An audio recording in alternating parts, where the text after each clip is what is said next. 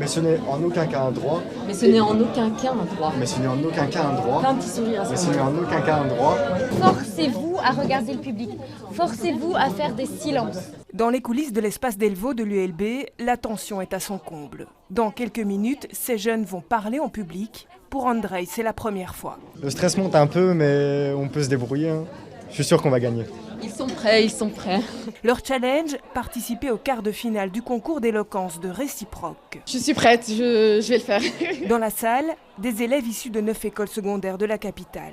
Mais avant d'arriver sur scène, c'est en classe, puis en petits groupes interscolaires que ces jeunes ont découvert l'art de la parole. Si tu es plus à l'aise avec un truc formel et dire bonjour à tous et à toutes.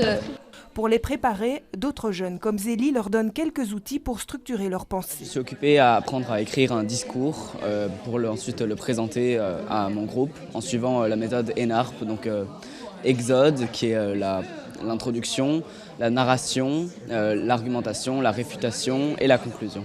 On se retrouve souvent à devoir parler devant quelqu'un d'autre et donc c'est important d'avoir ces outils-là, de savoir comment je vais structurer ma pensée, comment je vais sortir les mots de ma bouche pour pouvoir s'imposer en tant que citoyen dans la société. Exercice du jour, réaliser un éloge de l'adultère, du bavardage ou encore de la domination. La domination est quelque chose de mal vu, aux yeux de tout le monde, moi le premier.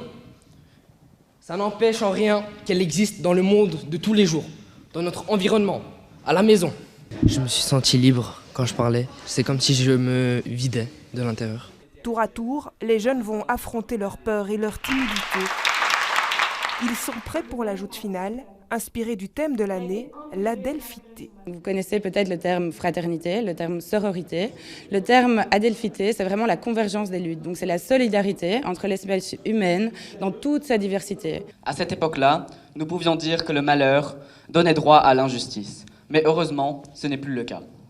Vous avez tous déjà entendu l'histoire de cette personne battue dans sa jeunesse qui finit par battre ses enfants.